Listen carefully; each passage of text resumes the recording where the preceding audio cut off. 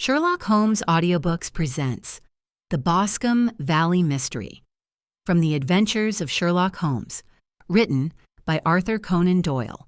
We were seated at breakfast one morning, my wife and I, when the maid brought in a telegram.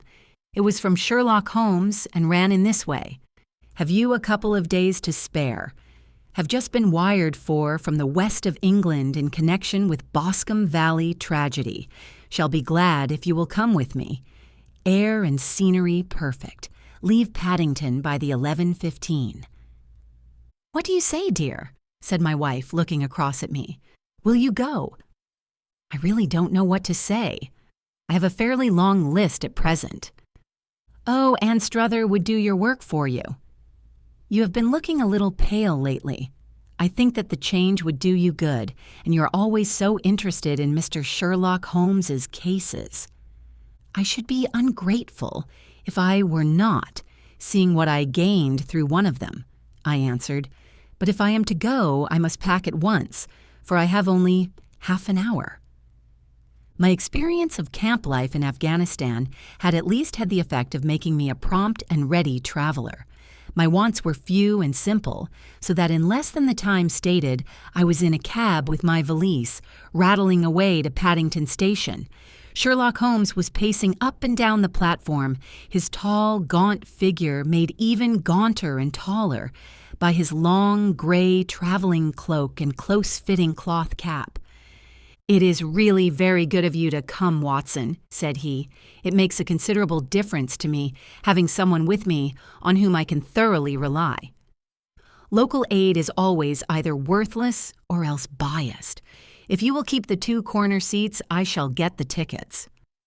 We had the carriage to ourselves, save for an immense litter of papers which Holmes had brought with him. Among these he rummaged and read, with intervals of note-taking and of meditation, until we were past Reading. Then he suddenly rolled them all into a gigantic ball and tossed them up onto the rack.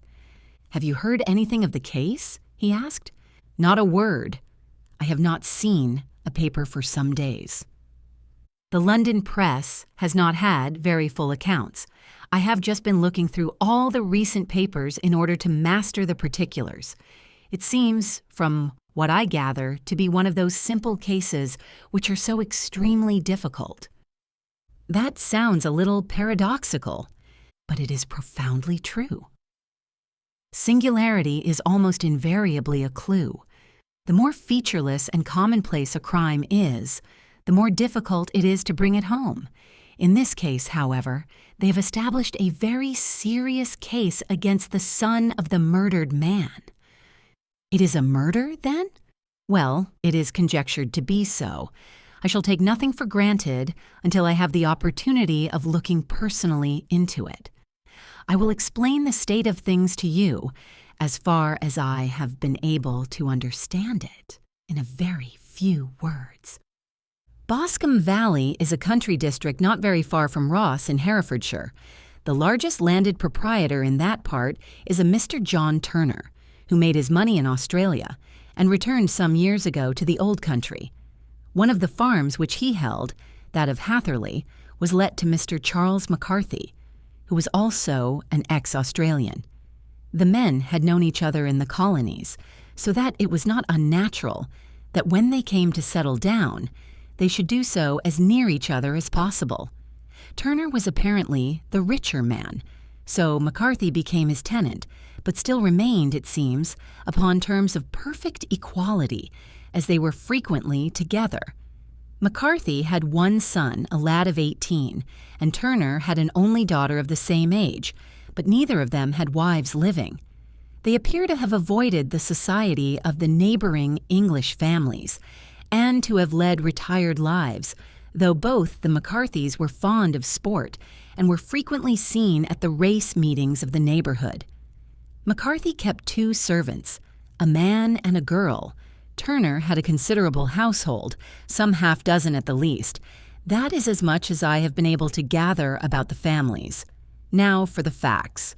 On June 3rd, that is, on Monday last, McCarthy left his house at Hatherley about 3 in the afternoon and walked down to the Boscombe pool, which is a small lake formed by the spreading out of the stream which runs down the Boscombe Valley.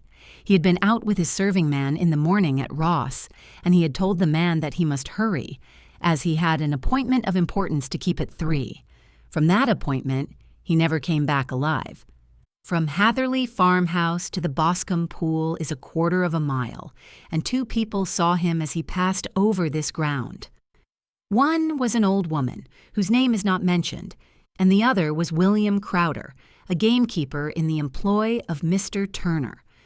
Both these witnesses depose that Mr. McCarthy was walking alone. The gamekeeper adds that within a few minutes of his seeing Mr. McCarthy pass, he had seen his son, Mr. James McCarthy, going the same way with a gun under his arm.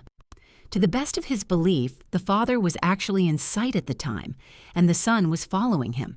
He thought no more of the matter until he heard in the evening of the tragedy that had occurred. The 2 McCarthys were seen after the time when William Crowder, the gamekeeper, lost sight of them. The Boscombe pool is thickly wooded round, with just a fringe of grass and of reeds round the edge. A girl of 14, Patience Moran, who is the daughter of the lodge-keeper of the Boscombe Valley estate, was in one of the woods picking flowers. She states that while she was there, she saw, at the border of the wood, and close by the lake, Mr. McCarthy and his son, and that they appeared to be having a violent quarrel. She heard Mr. McCarthy, the elder, using very strong language to his son, and she saw the latter raise up his hand as if to strike his father. She was so frightened by their violence that she ran away and told her mother, when she reached home, that she had left the 2 McCarthys quarreling near Boscombe Pool, and that she was afraid that they were going to fight. She had hardly said the words when young Mr. McCarthy came running up to the lodge to say that he had found his father dead in the wood, and to ask for the help of the lodge-keeper. He was much excited, without either his gun or his hat, and his right hand and sleeve were observed to be stained with fresh blood. On following him, they found the dead body of his father stretched out upon the grass beside the pool. The head had been beaten in by repeated blows of some heavy and blunt weapon. The injuries were such as might very well have been inflicted by the butt end of his son's gun, which was found lying on the grass within a few paces of the body. Under these circumstances, the young man was instantly arrested, and a verdict of willful murder having been returned at the inquest on Tuesday, he was on Wednesday brought before the magistrates at Ross, who have referred the case to the next assizes. Those are the main facts of the case as they came out before the coroner and at the police court. "I could hardly imagine a more damning case," I remarked. "If ever circumstantial evidence pointed to a criminal, it does so here."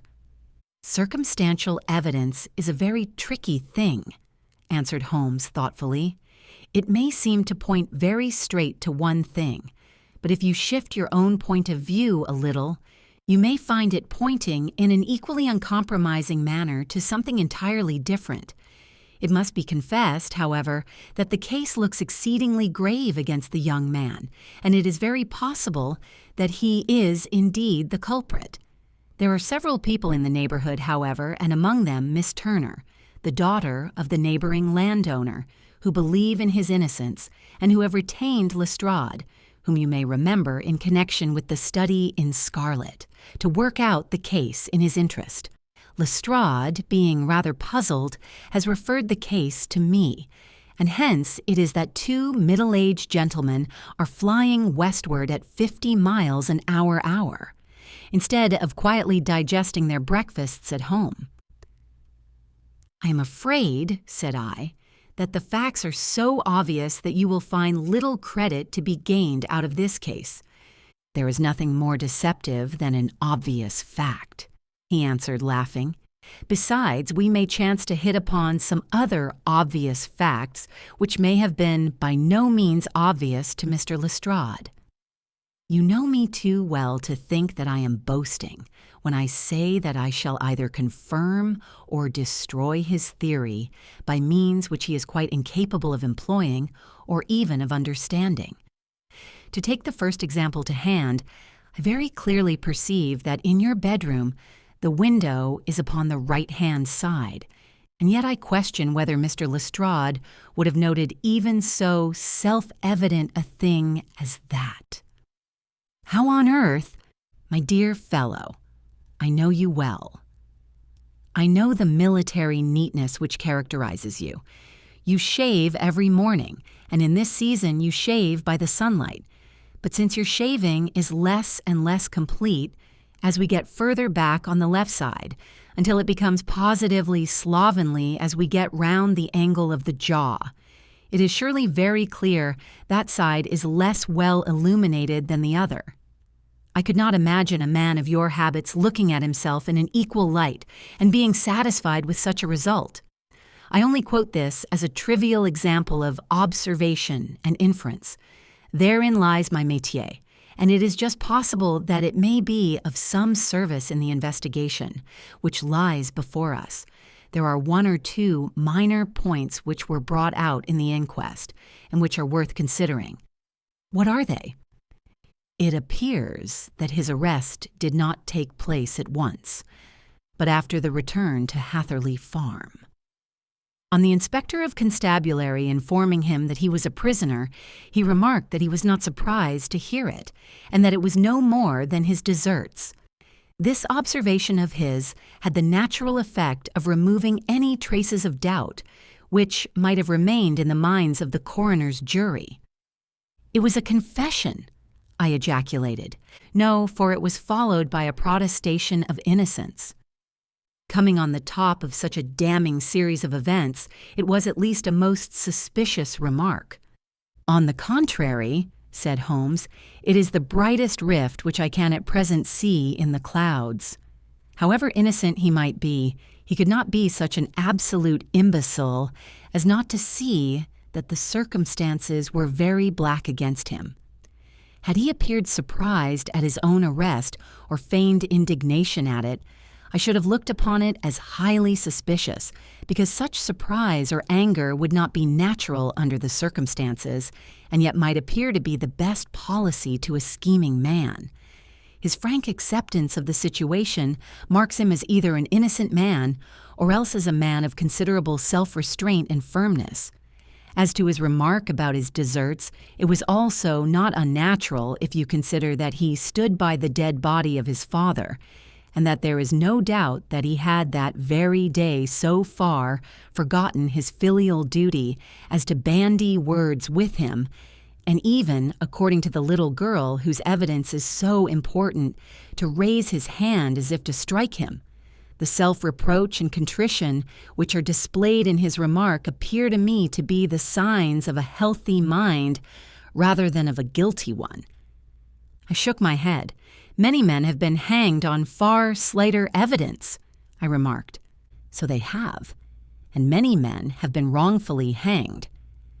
What is the young man's own account of the matter? It is, I am afraid, not very encouraging to his supporters, though there are one or two points in it which are suggestive. You will find it here, and may read it for yourself. He picked out from his bundle a copy of the local Herefordshire paper, and having turned down the sheet, he pointed out the paragraph in which the unfortunate young man had given his own statement of what had occurred. I settled myself down in the corner of the carriage and read it very carefully. It ran in this way.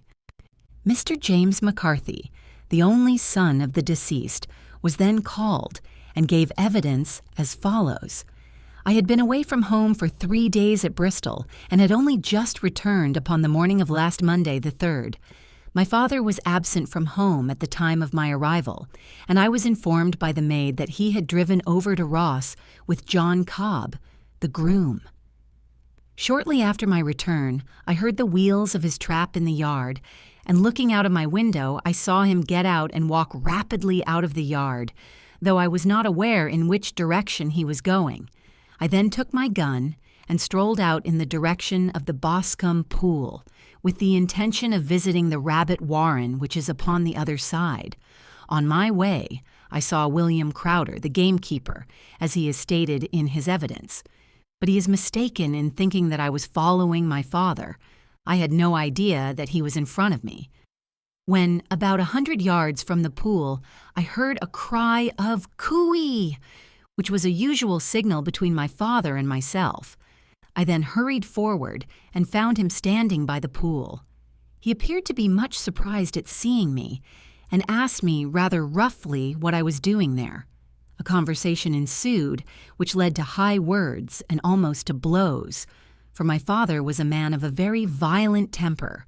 Seeing that his passion was becoming ungovernable, I left him and returned towards Hatherley Farm. I had not gone more than 150 yards, however, when I heard a hideous outcry behind me, which caused me to run back again. I found my father expiring on the ground, with his head terribly injured. I dropped my gun and held him in my arms, but he almost instantly expired. I knelt beside him for some minutes, and then made my way to Mr. Turner's lodgekeeper, his house being the nearest, to ask for assistance. I saw no one near my father when I returned, and I have no idea how he came by his injuries. He was not a popular man, being somewhat cold and forbidding in his manners, but he had, as far as I know, no active enemies. I know nothing further of the matter. The coroner. Did your father make any statement to you before he died? Witness. He mumbled a few words, but I could only catch some allusion to a rat. The coroner. What did you understand by that? Witness. It conveyed no meaning to me. I thought that he was delirious. The coroner. What was the point upon which you and your father had this final quarrel? Witness. I should prefer not to answer. The coroner. I am afraid that I must press it. Witness. It is really impossible for me to tell you. I can assure you that it has nothing to do with the sad tragedy which followed. The coroner. That is for the court to decide. I need not point out to you that your refusal to answer will prejudice your case considerably in any future proceedings which may arise. Witness, I must still refuse. The coroner. I understand that the cry of "Cooey" was a common signal between you and your father. Witness. It was. The coroner. How was it, then, that he uttered it before he saw you, and before he even knew that you had returned from Bristol? Witness, with considerable confusion. I do not know. A juryman. Did you see nothing which aroused your suspicions when you returned on hearing the cry and found your father fatally injured? Witness. Nothing definite. The coroner. What do you mean? Witness. I was so disturbed and excited as I rushed out into the open that I could think of nothing except my father. Yet I have a vague impression that as I ran forward, something lay upon the ground to the left of me. It seemed to me to be something gray in color, a coat of some sort, or a plaid perhaps. When I rose from my father, I looked round for it, but it was gone. Do you mean that it disappeared before you went for help? Yes, it was gone. You cannot say what it was? No, I had a feeling something was there. How far from the body? 12 yards or so. And how far from the edge of the wood? About the same. Then if it was removed, it was while you were within 12 yards of it? Yes, but with my back towards it. This concluded the examination of the witness. I see, said I as I glanced down the column, that the coroner in his concluding remarks was rather severe upon young McCarthy. He calls attention, and with reason, to the discrepancy about his father having signaled to him before seeing him, also to his refusal to give details of his conversation with his father, and his singular account of his father's dying words. They are all, as he remarks, very much against the sun. Holmes laughed softly to himself and stretched himself out upon the cushioned seat. Both you and the coroner have been at some pains, said he, to single out the very strongest points in the young man's favor. Don't you see that you alternately give him credit for having too much imagination and too little? Too little, if he could not invent a cause of quarrel which would give him the sympathy of the jury. Too much, if he evolved from his own inner consciousness anything so outre as a dying reference to a rat and the incident of the vanishing cloth. No, sir. I shall approach this case from the point of view that what this young man says is true, and we shall see whither that hypothesis will lead us. And now here is my pocket Petrarch, and not another word shall I say of this case until we are on the scene of action. We lunch at Swindon, and I see that we shall be there in 20 minutes. It was nearly 4 o'clock when we at last, after passing through the beautiful Stroud Valley and over the broad, gleaming Severn, found ourselves at the pretty little country town of Ross.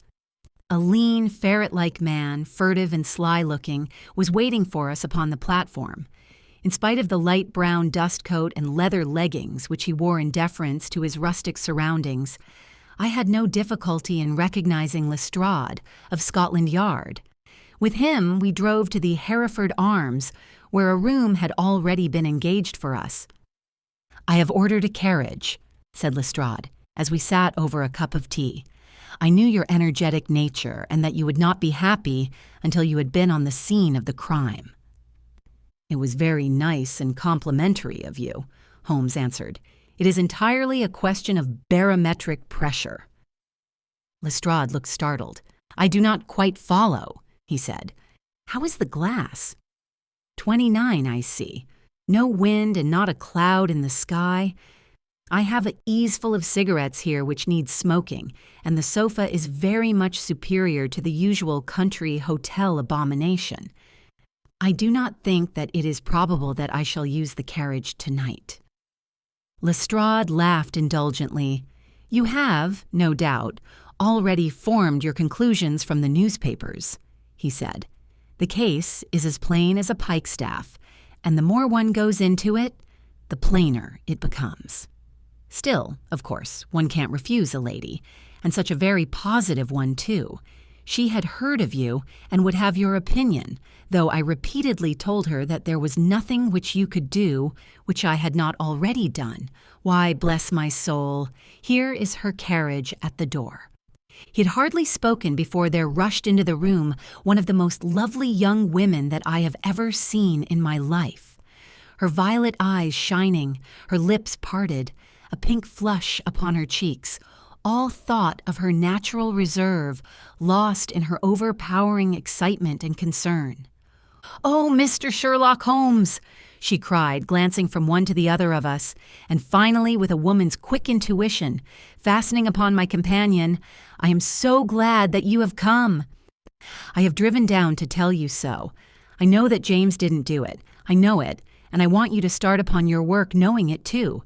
Never let yourself doubt upon that point. We have known each other since we were little children, and I know his faults as no one else does. But he's too tender-hearted to hurt a fly. Such a charge is absurd to anyone who really knows him." "I hope we may clear him, Miss Turner," said Sherlock Holmes. "You may rely upon my doing all that I can. But you have read the evidence. You have formed some conclusion? Do you not see some loophole, some flaw? Do you not yourself think that he is innocent? I think that it is very probable." "There now!" she cried, throwing back her head and looking defiantly at Lestrade. "You hear? He gives me hope." Lestrade shrugged his shoulders. "I am afraid that my colleague has been a little quick in forming his conclusions," he said. "But he is right." "Oh, I know that he is right. James never did it. And about his quarrel with his father, I am sure that the reason why he would not speak about it to the coroner was because I was concerned in it." "In what way?" asked Holmes. "It is no time for me to hide anything. James and his father had many disagreements about me. Mr. McCarthy was very anxious that there should be a marriage between us. James and I have always loved each other as brother and sister, but of course he is young and has seen very little of life yet, and, well, he naturally did not wish to do anything like that yet.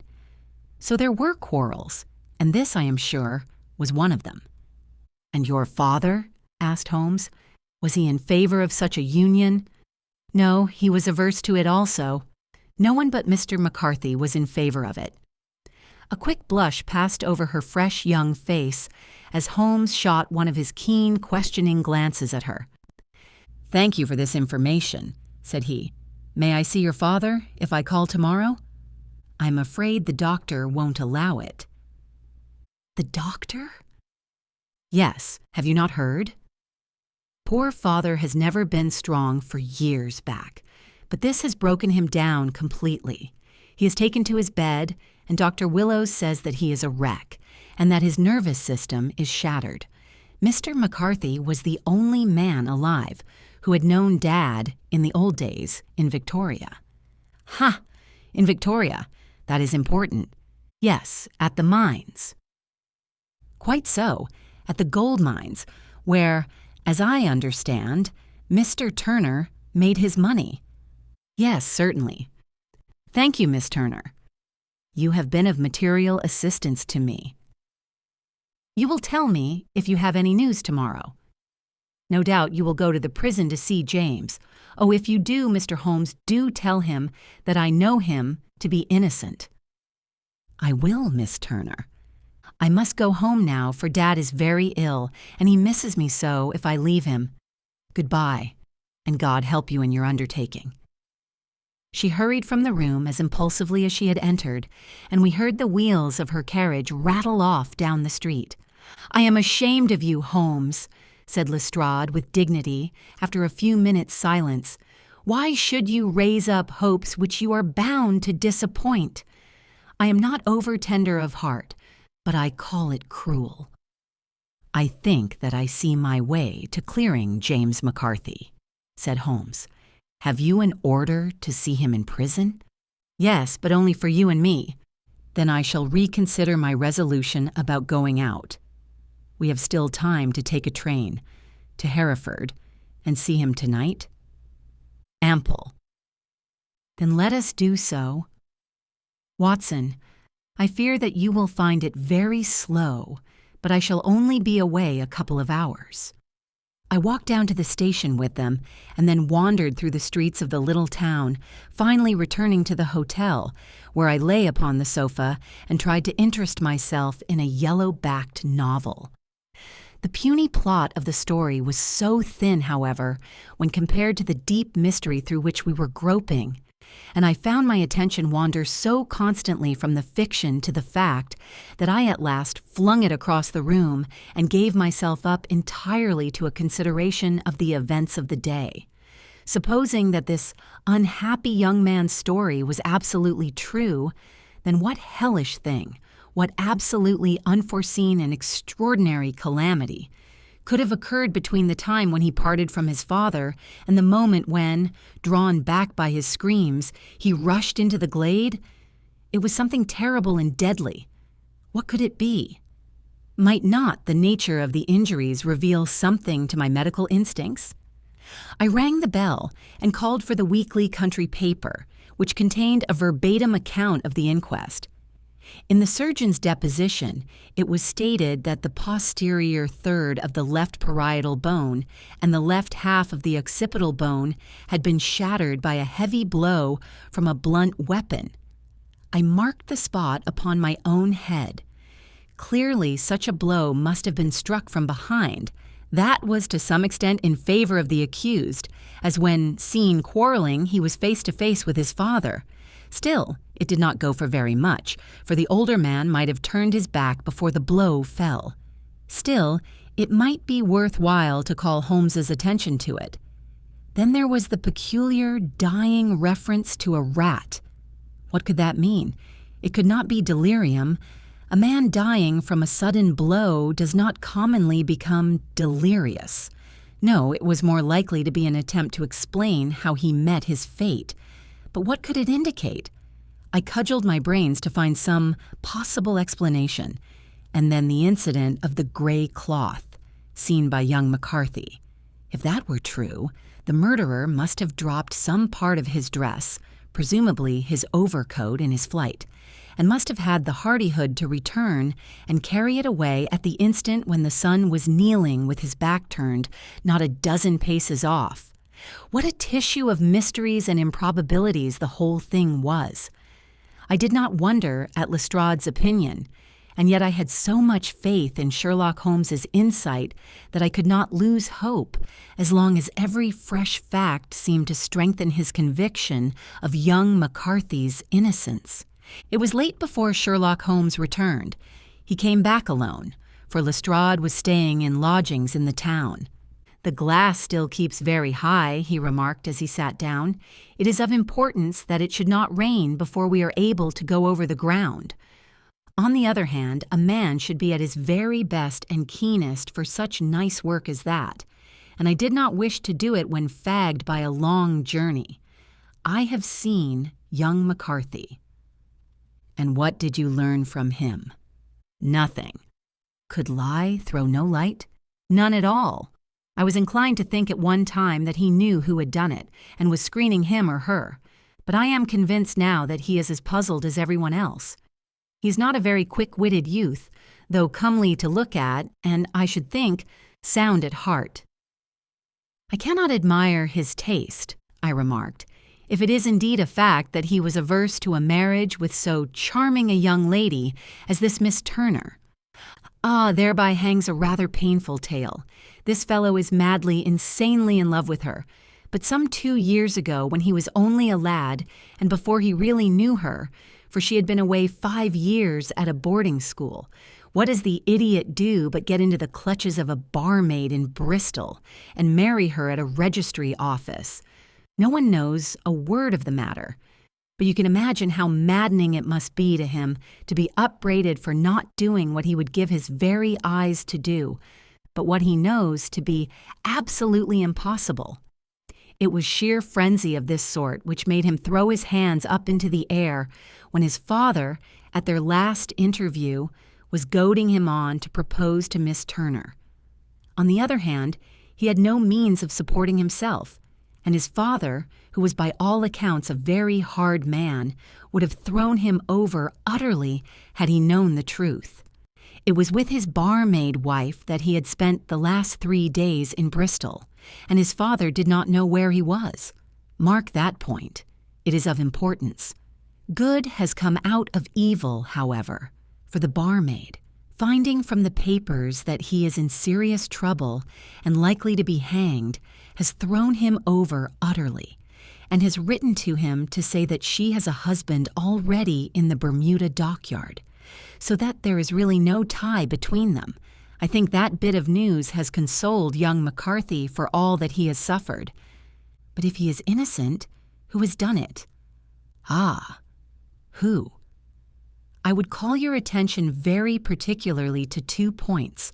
One is that the murdered man had an appointment with someone at the pool, and that the someone could not have been his son, for his son was away and he did not know when he would return. The second is that the murdered man was heard to cry "Cooey" before he knew that his son had returned. Those are the crucial points upon which the case depends.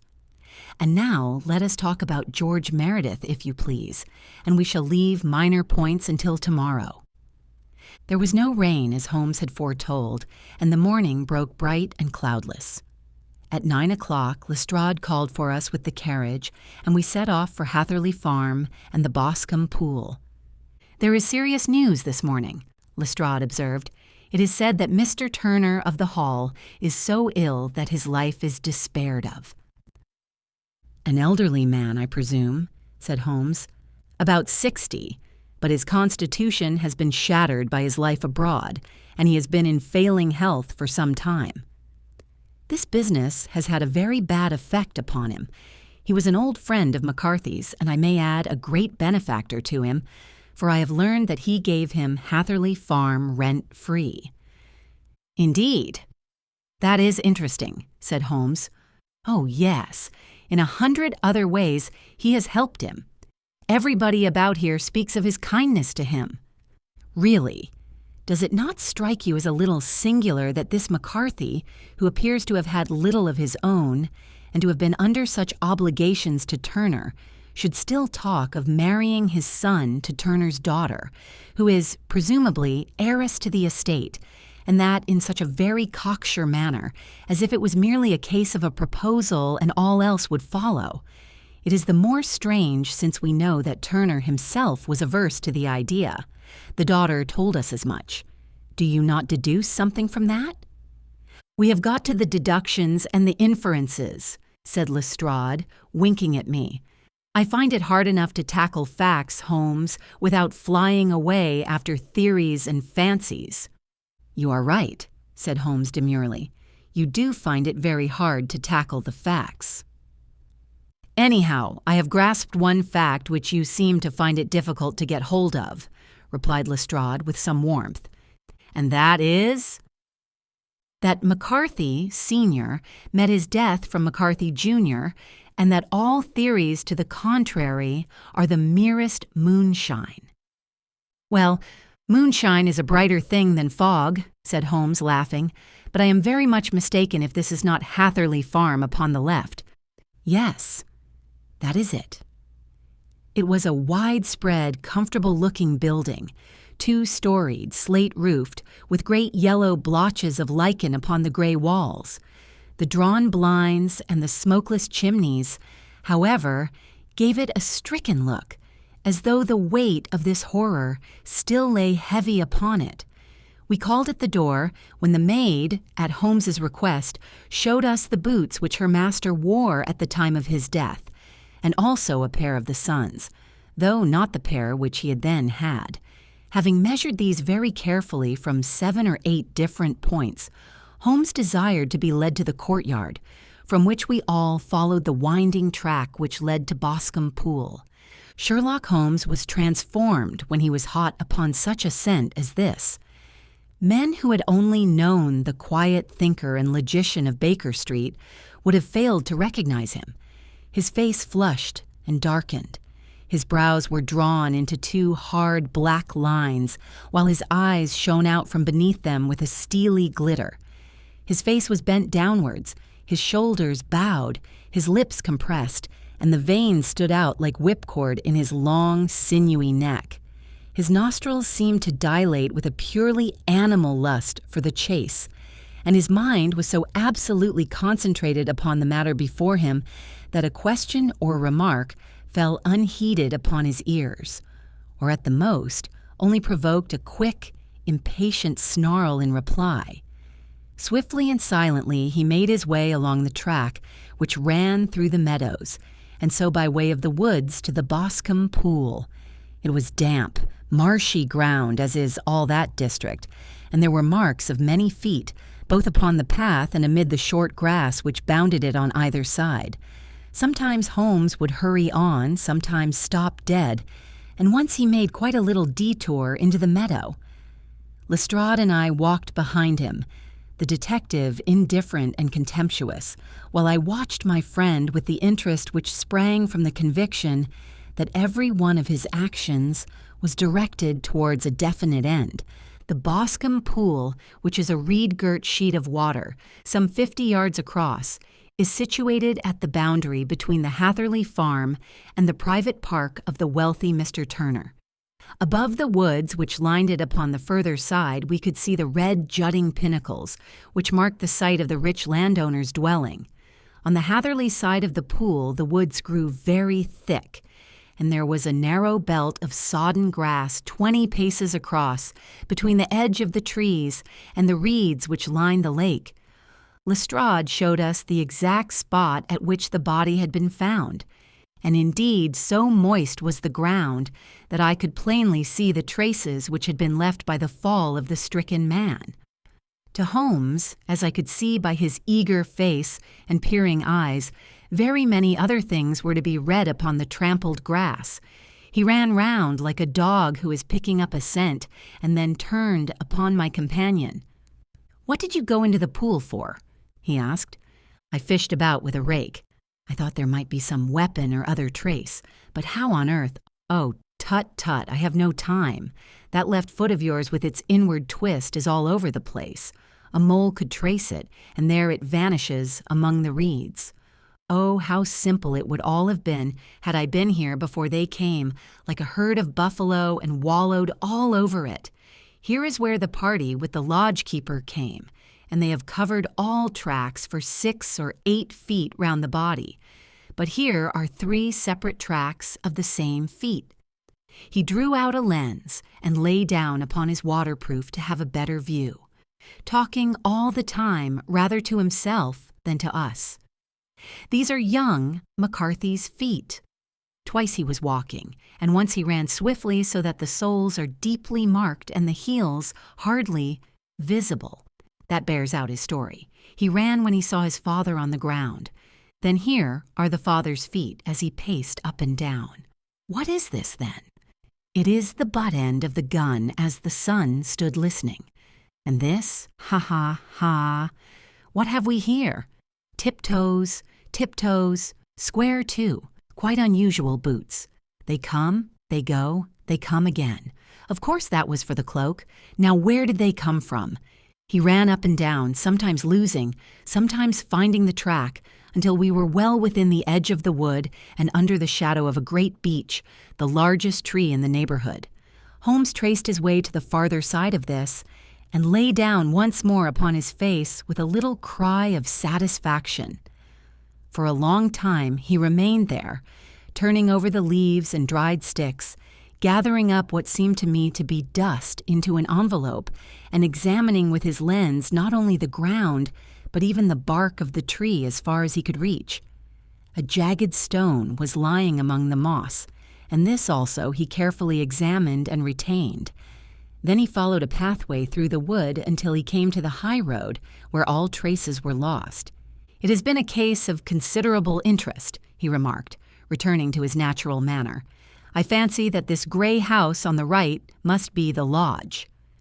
I think that I will go in and have a word with Moran, and perhaps write a little note. Having done that, we may drive back to our luncheon. You may walk to the cab, and I shall be with you presently." It was about 10 minutes before we regained our cab and drove back into Ross, Holmes still carrying with him the stone which he had picked up in the wood. "This may interest you, Lestrade," he remarked, holding it out. "The murder was done with it. I see no marks." "There are none. How do you know, then?" "The grass was growing under it. It had only lain there a few days. There was no sign of a place whence it had been taken. It corresponds with the injuries. There is no sign of any other weapon." "And the murderer?" "Is a tall man, left-handed, limps with the right leg, wears thick-soled shooting boots and a gray cloak, smokes Indian cigars, uses a cigar holder, and carries a blunt penknife in his pocket. There are several other indications, but these may be enough to aid us in our search." Lestrade laughed. "I am afraid that I am still a skeptic," he said. "Theories are all very well, but we have to deal with a hard-headed British jury." "Nous verrons," answered Holmes calmly. "You work your own method, and I shall work mine. I shall be busy this afternoon, and shall probably return to London by the evening train." "And leave your case unfinished?" "No, finished." "But the mystery?" "It is solved." "Who was the criminal, then?" "The gentleman I describe." "But who is he?" "Surely it would not be difficult to find out. This is not such a populous neighborhood." Lestrade shrugged his shoulders. "I am a practical man," he said, "and I really cannot undertake to go about the country looking for a left-handed gentleman with a game leg. I should become the laughing-stock of Scotland Yard." "All right," said Holmes quietly. "I have given you the chance. Here are your lodgings. Goodbye. I shall drop you a line before I leave." Having left Lestrade at his rooms, we drove to our hotel, where we found lunch upon the table.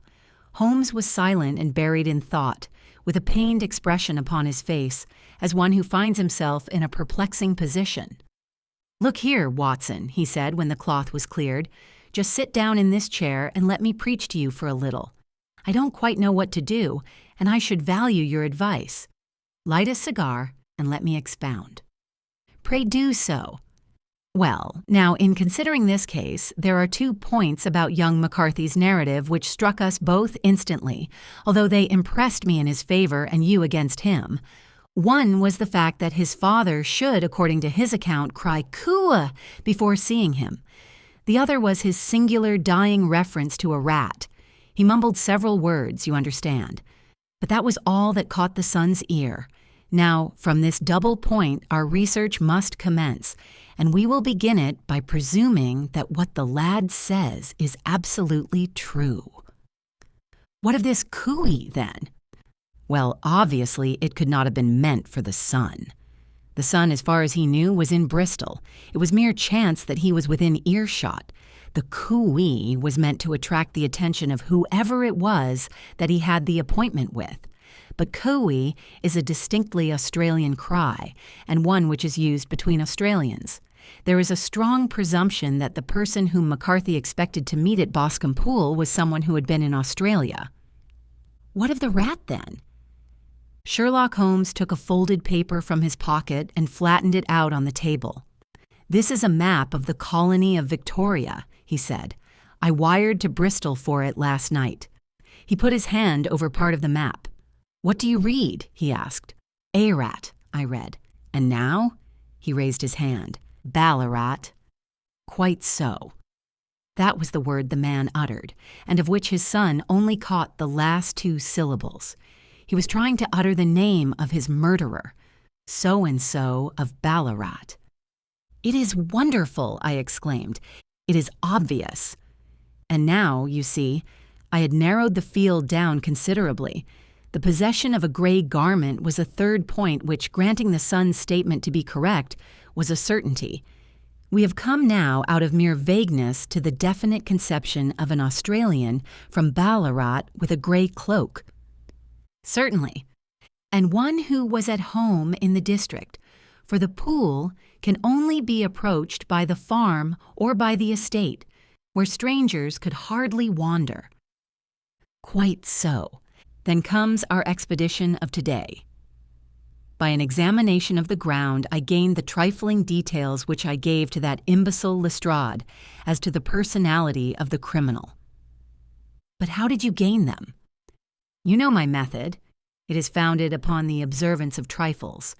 His height, I know that you might roughly judge from the length of his stride. His boots, too, might be told from their traces. Yes, they were peculiar boots, but his lameness? The impression of his right foot was always less distinct than his left. He put less weight upon it. Why? Because he limped. He was lame. But his left-handedness? You were yourself struck by the nature of the injury, as recorded by the surgeon at the inquest. The blow was struck from immediately behind, and yet was upon the left side. Now, how can that be unless it were by a left-handed man? He had stood behind that tree during the interview between the father and son. He had even smoked there. I found the ash of a cigar, which my special knowledge of tobacco ashes enabled me to pronounce as an Indian cigar. I have, as you know, devoted some attention to this and written a little monograph on the ashes of 140 different varieties of pipe, cigar, and cigarette tobacco. Having found the ash, I then looked round and discovered the stump among the moss where he had tossed it. It was an Indian cigar, of the variety which are rolled in Rotterdam. And the cigar holder? I could see that the end had not been in his mouth. Therefore he used a holder. The tip had been cut off, not bitten off, but the cut was not a clean one. So I deduced a blunt penknife. "Holmes," I said, "you have drawn a net round this man from which he cannot escape, and you have saved an innocent human life as truly as if you had cut the cord which was hanging him. I see the direction in which all this points. The culprit is Dash." "Mr. John Turner!" cried the hotel waiter, opening the door of our sitting room and ushering in a visitor. The man who entered was a strange and impressive figure.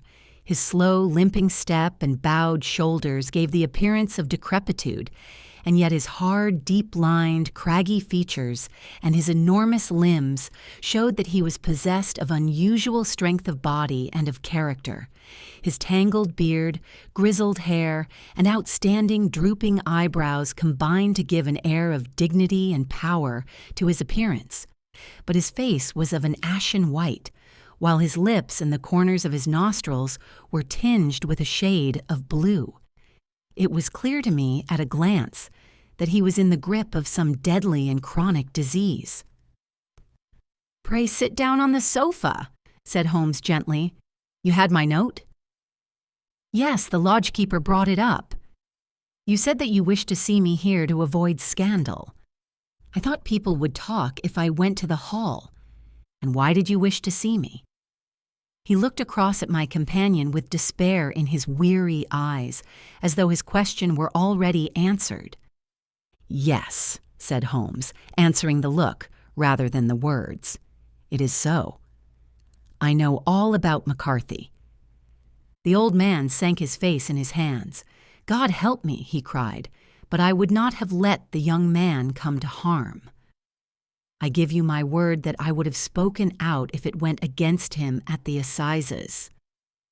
"I'm glad to hear you say so," said Holmes gravely.